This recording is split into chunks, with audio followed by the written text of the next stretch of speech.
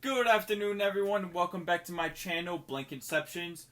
Thank you to all my new subscribers, likers, commenters. Huge increase in the past few days. Thank you guys so much. Means a lot. So we're gonna get right into this. We're gonna talk about some investing strategies that you're gonna want to use, or you can mix them up, or you can stick to one strategy. But I like to mix it up, diversify a little bit. But let's get right into this. So I'm gonna just show you right here. So the two strategies, it's going to be either short-term or long-term. Short-term, this is different for every single person. So short-term is usually 6 months to a year. That's how I like to figure it out. Long-term is like 10, 15, 20 plus years, way in the future. Long-term could even mean like your entire life. So this is going to be your investing portfolio, which could also count as your retirement portfolio, which I would recommend because you could take the money out whenever you want. It's not stuck in a Roth IRA till you're like 65 and a half years old. Or 401k, which sucks anyway, which you barely make any gains on it, so you don't want to do a 401k. You want to do it yourself on either Robinhood, Vanguard, Webull, TD Ameritrade, all these different accounts. So we're getting off track here. So short-term or long-term, and then there's also capital gains or dividends. What I recommend is dividends because you want constant money coming in, like it's like every month, every quarter, which is every 4 months, and then like once a year. Some companies do that, but periodically, annually, you're gonna get money from that company, which additionally you could get capital gains from that company if their stock price increases. But if you're just focusing on capital gains, it's solely like you put in $1, the stock raises to $10, and then you take the money out, and then capital gains. You just make money. So I'm going to show you some couple of examples on my portfolio here. So, every single one of these is going to be a long term, except maybe Cody here. This is just a little bit of a gamble. That's a short term. NCL might be a long term, depending how fast they rebound from the drop. But if it reaches $50 by the end of this year, I'm going to sell it. They also barely let me talk about that right now. So we'll go into, say, what's a good one? Boeing. Okay, so Boeing has a pretty decent, good dividend. Alright, so you go down over here at Dividend Yield. So this is pretty much how much the company is going to pay out. There's also a thing called dividend percentage, which is the percent-wise of how much, like every share you have, that percentage is going to be how much you get back in dividends. But that doesn't show you on this account. You'd have to go search that up by yourself on Google. But so 4.8 dividend yield, that is not bad at all. That's actually pretty amazing, especially for a big company like Boeing. As you can see, they took a big hit, but over the past 5 years, they continually grown. So, on addition of your money growing over capital gains, every quarter they're going to pay you a 4.8 dividend yield.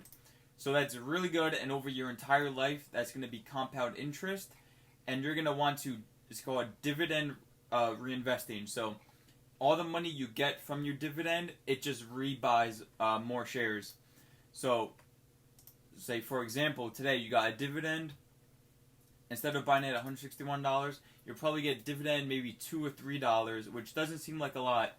$2 or $3, what it's going to do is buy a fractional share of the company, and over the next quarters and years and 30, 40, 50 years, you're going to end up buying whole shares of the company.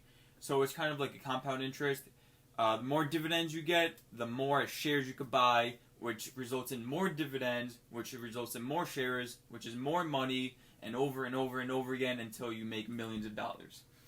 So 4.8, not bad at all. But say you go on a company, we'll go UVV. I do not hold this one personally because I've never really researched it. But Universal Holdings, dividend yield 7.09. Now that, you might think, wow, that's freaking amazing. That's almost double the amount of Boeing. However, a lot of companies they give you a bigger dividend yield to kind of bring you into the company, like, oh, come buy this company, because if you didn't know, every share you buy in that company, so $43, if you brought that pretty much $43 you're giving to this company. So they want you to buy more and more of their shares so they get more money.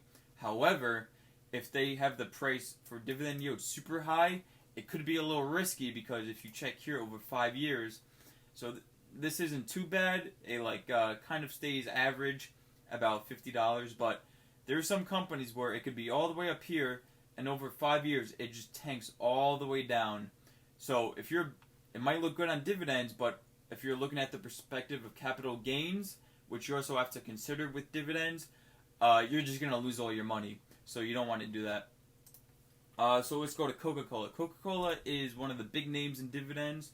So as you can see, huge name. Everyone has dividends for Coca-Cola. It's only a 3.17.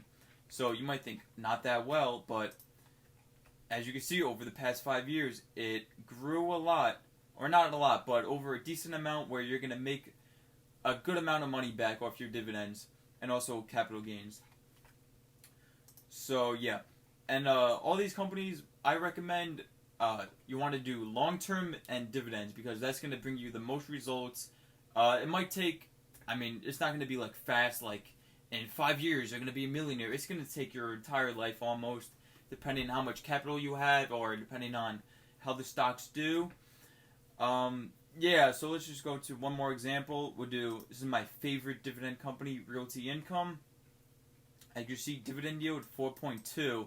May not seem like a lot, but compared to Coca-Cola, it is really good. And also, Realty Income, this is an REITs. It's a REITs, so it's a real estate investment trust fund.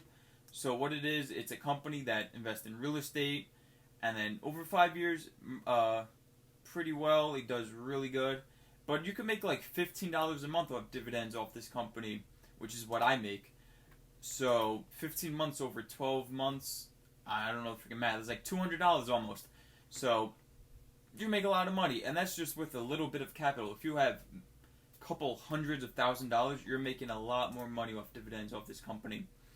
But and then we'll go to my favorite, if not one of my favorites, Tesla. So Tesla, as you can see here, 0 dividend yield. They do not pay dividends at all. So instead of paying dividends, what they do is take that money that other companies would give for dividends, and they reinvest it back in their company, which is why they're going to be huge in the future. And as you can see, over the past 5 years, just crazy growth, or even go 1 year, insane growth. So you want to get capital gains off this company. If you got it for $60 back here, October 2019, and now it's almost $500 today, well, $300 today, you just made like 800% right there on your money. So that's one of the instances where you want capital gains. But as I've said, you got to diversify your portfolio. You got to get a couple dividends, couple capital gains. Like, you probably split it 50-50.